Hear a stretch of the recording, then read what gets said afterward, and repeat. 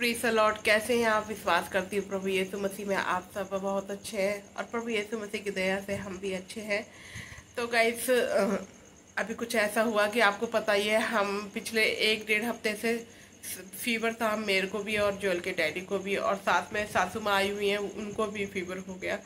लेकिन अभी जो है हम हफ्ते ठीक हो गए थे। आप हम मेरी सारे ब्लॉग्स देखते हैं कि हम लोग बिल्कुल ठीक हो गए थे। और अभी फ्राइडे को हम लोग सब लोग नहाए, सैटरडे को हम लोग सब नहाए, और संडे हमारा प्लान था कि हम कहीं घूमने के लिए जाएंगे, बट बॉडी बिल्कुल भी अलाउ नहीं कर रही थी एकदम। इतना गाइस, सब चीज़ों से इंसान लड़ सकता, तकलीफ़ों से लड़ नहीं पाता। थोड़ी सी तकलीफ ने ना गाइस, क्या कहते हैं, पूरा लाइफ को गड़बड़ा दिया है, पूरा हिला दिया है। और मैंने सोचा नहीं था कि फीवर के बाद इतनी ज़्यादा हम लोगों को दिक्कत हो जाएगी। हाँ, होता तो है फीवर के बाद कि भाई वीकनेस आती है, कुछ खाने का मन नहीं करता, सब चीज़ें कड़वी कड़वी लगती है, जी सा मिचलाता रहता है। लेकिन इतना ज़्यादा हो जाएगा ये नहीं मालूम था। तो गाइस, ऐसा हुआ कि अभी ऐसा चल ही रहा था कि तकलीफ मैं आपसे शेयर ही कर रही थी। और कल ब्लॉग इसीलिए नहीं आया क्योंकि मैं आपको बताना चाहती हूँ उसका क्या रीज़न रहा कि वो ब्लॉग नहीं आया। हुआ ऐसा गाइस, कल सुबह से ही जोल के डैडी को सुबह से ही सर में दर्द था और पूरा दिन वो बस अब लेटे रहे। और मैं उनको कभी सर दर्द की दवाई दे रही थी, कभी वो क्या कहते जी सा मचला रहा था, कभी उनको वॉमिटिंग जैसा लग रहा था, कभी उनकी मतलब उन्हें बेचैनी हो रही थी। और ऐसे करते करते शाम हो गई। तो रात के मतलब 6:30 के बाद जोल कहने लगा, मम्मा कुछ बना लो। तो मैंने कहा क्या बनाऊँ, चलो बताइए। तो ये भी कहने लगे खिचड़ी बना लो, थोड़ी सी खिचड़ी खाते हैं, और थोड़ी सी ऐसी मतलब खिली खिली सी बनाना, ज़्यादा पतली वाली खिचड़ी मत बनाना। मेरा भी दिल खिचड़ी खाने का मन था और मैंने ना फिर शाम को खिचड़ी बनाई। मैंने बिल्कुल थोड़ी सी खिचड़ी बनाई और 8:30 के करीबन हम लोग खाने के लिए बैठे। मैंने बड़े अच्छे से तैयार करी खिचड़ी और मसाले वाली, हल्के मसाले में मैंने खिचड़ी बनाई। और उसके साथ मैंने टमाटर प्याज की क्या चटनी बनाई कि थोड़ा सा जायका बदलेगा। जो मुंह एकदम से सूखा सूखा ड्राई ड्राई हो रहा है, मैं कहा थोड़ा सा टेस्ट चेंज होगा। तो मैंने उसके साथ चटनी बनाई। और तो हम खाने ही बैठे थे, 8:30 का टाइम था कल। और खाते खाते बस मैं पूरा दिन से नोटिस कर रही थी कि जोल के डैडी के ना हाथ पैर बहुत ठंडे हो रहे हैं। मैं बोल भी रही थी, मैं कि आपके हाथ पैर बहुत ठंडे हो रहे हैं। बहुत साल पहले गाइस, आपको शायद नहीं मालूम, उस टाइम मैं ब्लॉग्स नहीं बनाती थी। इनकी बहुत ज़्यादा तबीयत खराब हो गई थी, डिहाइड्रेशन हो गया था। उस टाइम इनका फेस इस तरीके से हुआ था जिस तरीके से अब हुआ है। तो मैं कहने लगी आपका फेस उसी तरीके से डल हो रहा है जैसे कि इतने साल पहले जब आप तकलीफ हुए थे, बीमार हुए थे, तब हुआ था। और आपकी बॉडी बिल्कुल बहुत ज़्यादा मेरे को ठंडी ठंडी लग रही है। तो गाइस, तकलीफ फीवर के बाद अभी हम लोग भी मैं भी खुद बहुत डाउन फील कर रही हूँ। और अभी तक भी ना कुछ भी समझ ही नहीं आ रहा कि हो क्या रहा है।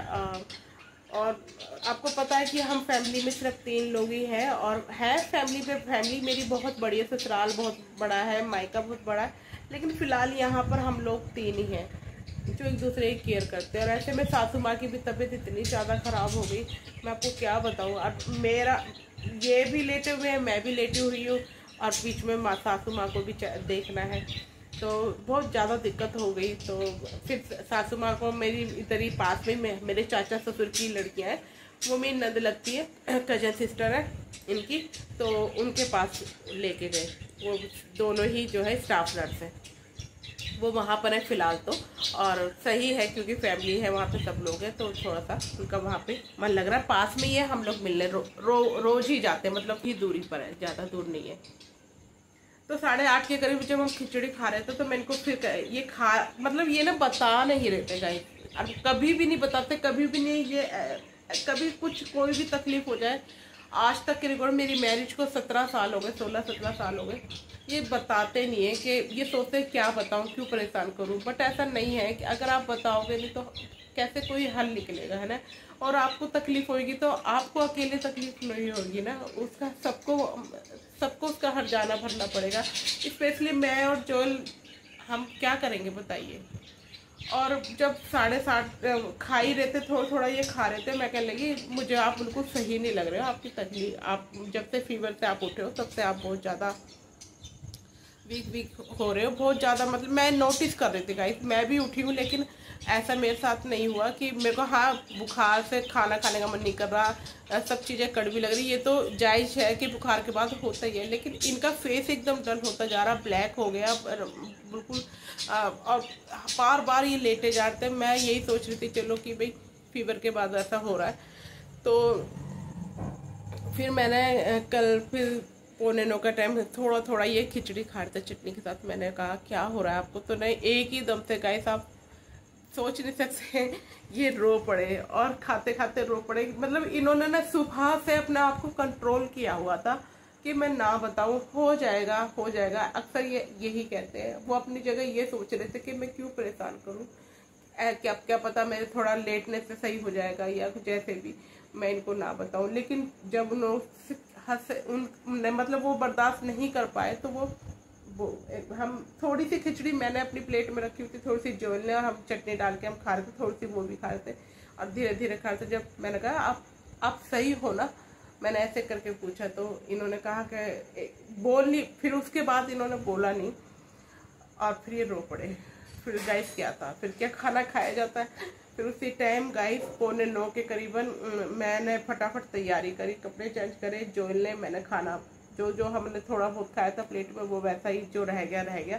मन ही नहीं करा खाना खाने का कि हम खाना खाएं, और मैं लेके फटाफट हमने तैयार हुई, और तैयार होते सोते फिर मैं पास में मेरी नंद है, मैंने आपको बताया, वहाँ चली गई। पहले मैंने उनको सारी बात बताई। उन्होंने मैं लेके जा रही थी हॉस्पिटल इमरजेंसी में, उन्होंने भी टैबलेट दिए, और उन्होंने काफ़ी चीज़ें, क्योंकि वो स्टाफ नर्स है, बहुत अच्छे से केयर कर लेती हैं और संभाल लेती हैं। तो गाइस मैंने फिर क्या कहते, थोड़ी देर वहाँ पे वो बैठे, तो ऐसे करते कुराते ना 10 बज गए, और ये फिर भी बेचैन हो रहे थे। तो मैंने कहा क्या कहते दीदी क्या किया जाए, मतलब मैंने अपनी नंद से पूछा, तो उन्होंने कहा कि मैं इमरजेंसी में लेके जाने की सोच रही थी, बट ये फिर इधर आ गए, आप फिर हिम्मत नहीं कर पा रहे। तो फिर उन्होंने कहा नहीं तुम ले ही जा। फिर उन्होंने मेरे साथ जिद करी, और फिर मैंने इनके साथ जिद करी, क्योंकि ये जाते नहीं है जल्दी से, कह रहे नहीं हो जाएगा, कोई नहीं, थोड़ी देर रेस्ट करूंगा, अभी थोड़ा सही लग रहा है वो। लेकिन मुझे पता था गाइस कि वो ऐसा नहीं दिख रहे थे जैसे दिखते हैं हमेशा। मैं को कैसे बताऊं कि जब मैं इन्हें लेके फिर ऑटो में रात के 10 बजे मैं और जॉयल गए, मेरे नंदोई जा रहे थे साथ, लेकिन फिर मैंने कहा आप रहने दो, क्योंकि वो भी कहीं अपनी ड्यूटी से थक कर आए थे बहुत ज़्यादा। फिर उन्होंने क्या कहा कि चलो कोई नहीं आप लोग को, और मेरे को ऐसी कोई दिक्कत नहीं है, क्योंकि ना गाइस मेरे को पता है हेडग्वार के बारे में भी, और मैं वहाँ रह कर आई हूँ शाहजरा की तरफ, सारी चीज़ों की मुझे मालूम है कहाँ क्या है। और अब ये तो चलो फैमिली है इधर, ना हो तो तब भी तो करना ही पड़ेगा ना। तो फिर मैं लेके गई, इमरजेंसी में लेके गई गाइस, और वहाँ पे ECG हुआ, इनको इंजेक्शन लगे, और इनको एक BP की टैबलेट दी। BP इनका था नीचे 103, ऊपर 160। तो गाइस डॉक्टर ने बिल्कुल एकदम स्ट्रेट फॉरवर्ड फेस पे मेरे बोल दिया, और कि इंतजार कर रहे हो क्या हार्ट अटैक होने का, इंतजार कर रहे हो कि ब्रेन स्ट्रोक हो जाए।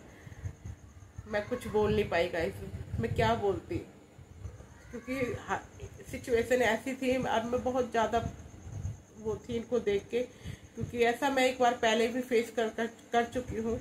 लेकिन आज कंडीशन ऐसी थी कि ये जा सकते थे, चल रहे थे। उस टाइम तो बिल्कुल कुछ भी ऐसा नहीं थी, बॉडी मूवमेंट नहीं कर रही थी कुछ भी, तब भी मैंने, परमेश्वर ने सारी चीज़ों को संभाला। और आज भी मैं बस ही हम परमेश्वर पे भरोसा करती हूँ, और हम सब यही मैं बोल रही प्रभु से, अगर कोई गलती हुई तो प्रभु माफ़ कीजिए, बस दया कीजिए। और वहाँ से फिर हम रात को 12:30 बजे आए, उन्होंने सारी चीज़ें करी, देखा, जो बोलना था वो अपनी जगह थे, डॉक्टर है, BP को देख के उन्होंने जो बोला वो उन्होंने अपनी जगह सही बोला। और ये बातें मेरे को मैं वहाँ से जब मैं आ गई ना गाइस, रात के 12:30 के करीबन आके बैठे, और ये बहुत ज़्यादा उस टाइम भी बेचैन हो रहे थे। रात को बड़ी मुश्किल से तो ये सोए, और थोड़ी देर के लिए फिर ये उठे, टॉयलेट गए, और उसके बाद फिर दोबारा जब लेटे तो फिर सो ही नहीं पाए। कम से कम 3:30-4 के करीबन तक ये बेचैन होते रहे। मुझे पता चल रहा था, क्योंकि ये इतना कभी पैर हिला रहे थे, कभी कुछ कभी कुछ कभी कुछ कभी कुछ। रोज सोते हैं तो आराम से एक जगह सोते हैं, सुबह ही उठते हैं हम लोगों ने, लेकिन कल की रात बड़ी बड़ी ही डेंजरस थी, जो बहुत तड़प रहे थे और बहुत बेचैन थे। मैं समझ ही नहीं पा रही थी मैं क्या करूं।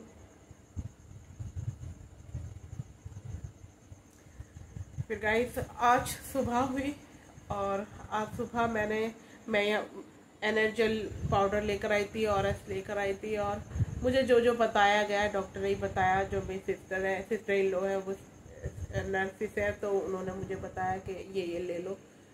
एम्लोडिपिन मतलब बीपी की टैबलेट दी, और मैं सारा कुछ कर रही हूँ गाइस।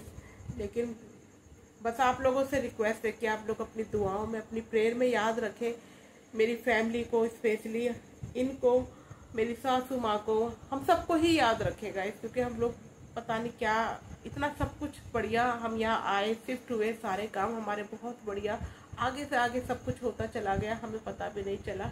लेकिन अभी फ़िलहाल सबके सब हम बीमार हुए और वायरल चल रहा है। मैं भी फीवर से उठी और मेरी सासू माँ भी अभी फीवर में है। कभी होता है, कभी ठीक हो जाती है दवाई खा के। उनकी केयर अभी मेरी नंद ही कर रही है, उनके पास है वो, और मैं चली जाती हूँ, पास नहीं है। और अभी मेरी बॉडी भी इतने अलाउ नहीं करती, मैं कितना करूँ गाइस, मेरे को समझ नहीं आता। कल रात को मैं जितना, हम लोग गए आए और मैं रात को जब डिस्टर्ब रही तो सुबह आंख भी नहीं खुल रही थी बिल्कुल, और जोएल का स्कूल का टाइम भी हो रहा था। बस यही बताना चाहती हूँ कि सारी चीज़ें इंसान झेल सकता है, कर सकता है, समझ सकता है, लेकिन तकलीफ का क्या करें। थोड़ी सी तकलीफ ने एकदम सब कुछ हिला कर रख दिया, झंझोड़ के रख दिया। और बस मैं आपको क्या बताऊं कि बस आप अपनी दुआओं में याद रखिए, हमको अपनी दुआओं में प्लीज़ याद रखिए। जब भी आप दुआ कीजिए हम मेरी फैमिली को याद रखिए। और यही मैं बताना चाहती हूँ कि इस वजह से मेरा कल ब्लॉग नहीं आया, और आप लोग याद रखें मुझे अपनी दुआओं में। जय मसीह की।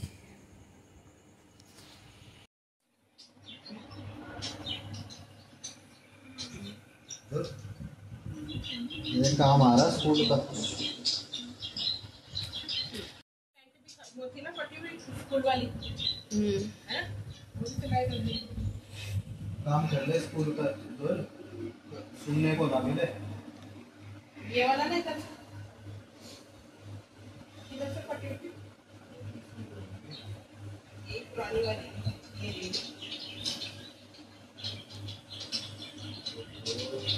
दोपहर के खाने में बनाई टमाटर प्याज की चटनी, क्योंकि इसको खाने का मन था कि थोड़ा सा टेस्ट आएगा तो क्योंकि हमारे टेस्ट खत्म हुए पड़े बुखार के बाद। तो ये है रोटी। तो आज दोपहर के खाने में मैंने बनाई टमाटर प्याज की चटनी और रोटी।